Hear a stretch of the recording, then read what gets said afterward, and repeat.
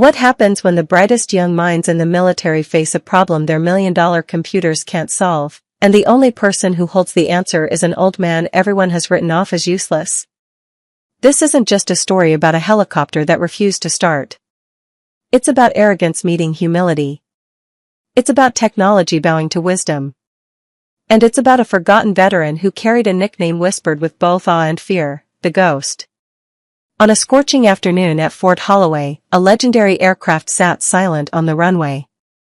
Dozens of technicians surrounded it, armed with the latest tools, diagnostic laptops, and spotless uniforms. Yet despite all their knowledge, the Huey known as the Patriot Bell stayed dead. And then, out of the shadows, stepped a man who didn't need computers to understand her heartbeat, because he had once kept her alive with nothing more than grit, instinct, and a battered leather pouch. Kyle Kramer kicked the landing skid in frustration. 26 years old, top of his class, and now lead technician, yet the dead machine in front of him mocked every ounce of his confidence. The thud of his boot against the Huey's frame was flat and lifeless, just like the aircraft itself. Around him, a dozen young technicians stood with their arms crossed, their pristine coveralls spotless under the afternoon sun.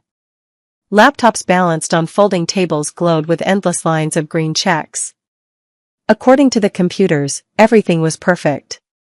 According to reality, the Patriot Bell wasn't going anywhere. The rotor blades drooped in the heat like wilted leaves. Sweat dripped down foreheads, but no one dared admit the truth, they were stuck. Frustration turned to embarrassment, then to mockery. Some muttered that the Huey was just a relic, a museum piece wasting their time. Others smirked, confident that their state-of-the-art training meant they knew better than any old manual or dusty war story. Kramer wiped grease from his hands, his voice cutting through the tension with arrogance sharpened to a blade. It's just an old bucket of bolts. Probably decided to die. Laughter broke out among the younger techs. To them, the machine was finished. To them, experience didn't matter. Their laptops had already given the final verdict. But the Patriot Bell wasn't dead. She was waiting. And soon, someone very different would prove them all wrong. From the edge of the tarmac, a voice rasped through the heat. She's not dead. She's just angry. Every head snapped around. Standing there was a man who looked like he had stepped out of another time. His boots were cracked, his fatigues faded to a shade of grayish-green no supply office had issued in decades. A battered leather pouch hung at his side, heavy with tools that seemed more suited to a junkyard than a military base. The young tech stared, half amused, half annoyed. Who even let this relic onto the runway? His hair was white, his face carved deep with lines of old battles, and yet his presence carried something heavier than rank. It was as if the air shifted when he spoke. Kramer smirked, folding his arms. And who exactly are you supposed to be? The ghost of Vietnam? The old man's eyes narrowed, not with anger but with the calm weight of someone who had already heard every joke, every insult, every doubt. He took a slow step forward, his boots echoing against the concrete. Name's Carson. Chief Warrant Officer, retired. 30 years keeping Hueys alive in places you've never even heard of. And that bird, he nodded at the Patriot Bell, she and I know each other better than you know your own reflection. Asterisk. The laughter faded. Something about his voice, steady and gravel-deep, made even the cockiest techs fall silent. For the first time that day, they weren't looking at a broken machine. They were looking at the man who had once kept it alive with nothing more than instinct and grit. And whether they liked it or not, the forgotten veteran had just stepped back into command. The name Carson rippled through the group like a chill. A few of the older officers on the sidelines exchanged uneasy glances. They'd heard of him, not from manuals or classrooms, but from the kind of stories whispered after midnight in barracks. They called him the Ghost. Some said he could hear a Huey's heartbeat just by standing next to it. Others swore he'd once coaxed a crippled bird back to life in the middle of a jungle firefight, guiding her home on nothing but instinct and a wrench clutched in bloody hands. None of it was written down, of course. Legends like that never were. The younger techs didn't buy it. To them, Carson was just another washed-up relic clinging to old war stories. But the silence of the Patriot Bell told a different tale. Machines don't care about pride or rank, they only care about who truly understands them. Carson dropped his leather pouch onto the concrete with a heavy thud. The sound made a few of the techs flinch. From inside, tools clinked against each other, not shiny chrome, but scarred steel that had been to war. Slowly, methodically, he rolled up his sleeves, revealing arms still corded with muscle despite the years. "You boys keep your computers running," he muttered. "I'll listen to her the way she wants to be heard." And for the first time, doubt crept into the arrogant smirks of the young crew. Carson didn't reach for a laptop. He didn't ask for a checklist. Instead, he climbed onto the skid of the Huey and pressed his palm against the metal skin, like a doctor taking a pulse.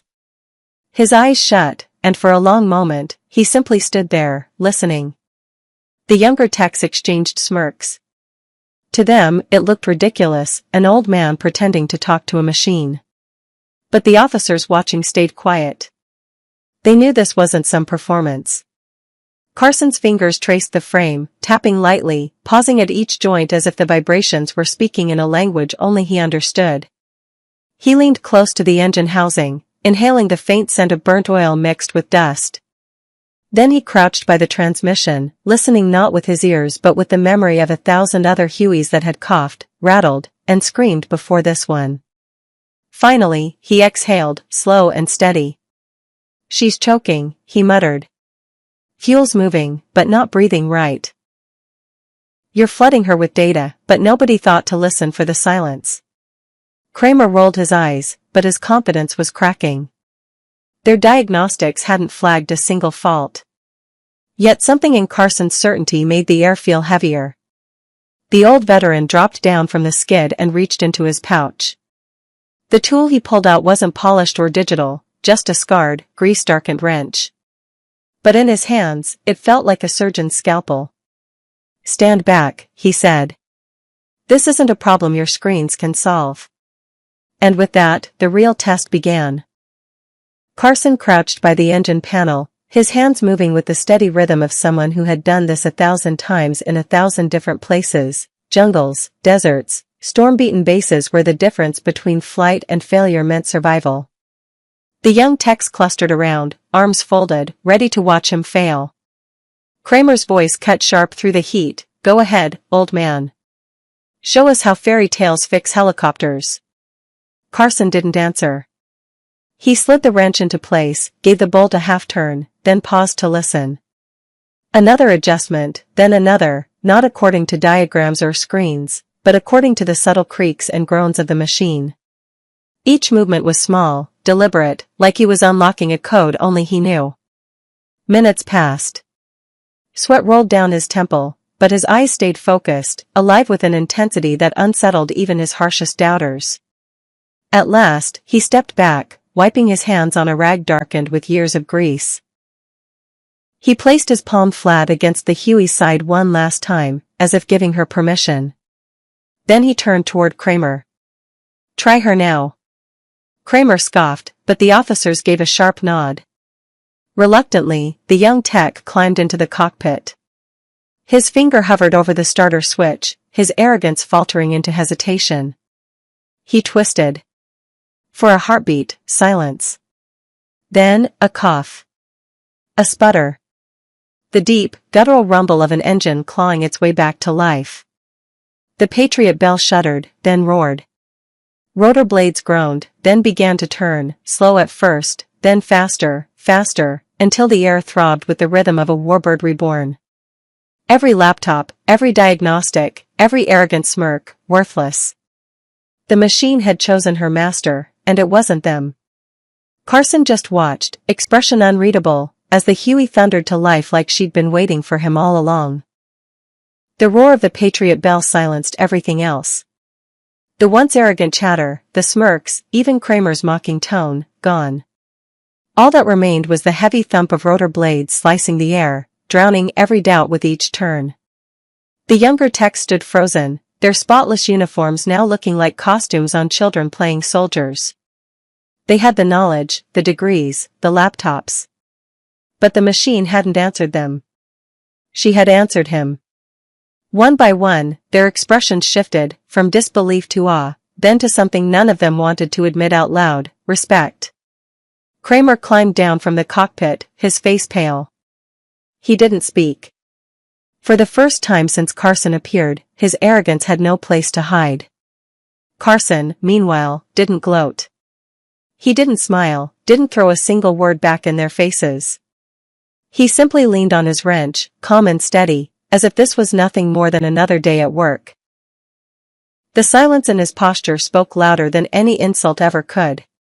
One of the older officers, a colonel with ribbons lined across his chest, stepped forward and gave a slow, deliberate nod. "Still a ghost," he said under his breath. The nickname spread among the crew like wildfire. But this time it wasn't a whisper of doubt. It was a name spoken with respect. The Patriot Bell was alive, and the man everyone thought was forgotten had just reminded them all that experience can't be replaced by screens. As the rotor blades slowed and the Patriot Bell settled back into silence, the weight of what just happened hung in the air heavier than the summer heat. It wasn't just about a helicopter starting up. It was about something deeper, something the young crew hadn't been taught in their polished classrooms. For years, the military had poured billions into new systems, new tools, new technologies. And yet, in this moment, all of that had failed. What saved them wasn't a diagnostic screen or a training simulator. It was instinct. It was memory. It was the kind of knowledge that can't be coded into a computer, the knowledge carried in the scars of men like Carson. The crew realized what they had been blind to: arrogance had made them deaf. They trusted what they saw on their screens, but Carson trusted what he felt through his hands. They had laughed at his age, his tools, his history, yet his so-called outdated methods had just exposed the limits of their shiny modern skills. And in that moment, the line between past and present blurred. The young saw themselves reflected in Carson, not as rivals, but as heirs to something they had almost lost: the unspoken bond between man and machine, built not on data but on respect. The lesson was brutal but undeniable. Technology changes. Pride fades. But wisdom is eternal. When the engines finally wound down and the last echoes of the Patriot Bell faded into silence, all eyes turned back to Carson. But he wasn't looking for applause. He wasn't even looking at them. He gathered his tools with the same calm precision he'd shown while fixing the Huey, dropping each scarred wrench and screwdriver back into the leather pouch. The younger techs half expected him to deliver a speech, to throw their arrogance back in their faces. Instead, he simply slung the pouch over his shoulder and turned toward the edge of the tarmac. Kramer, still pale, opened his mouth as if to speak, but the words never came. The ghost didn't wait for an apology. He didn't need one. The colonel stepped forward, offering a crisp salute. Carson paused just long enough to return it, sharp, respectful, but brief. Then he kept walking, boots echoing against the concrete until his figure blurred in the shimmering heat. By the time anyone thought to follow, he was gone. No car. No escort. Just vanished, as if the runway itself had swallowed him whole. Whispers spread again, softer this time, tinged with reverence.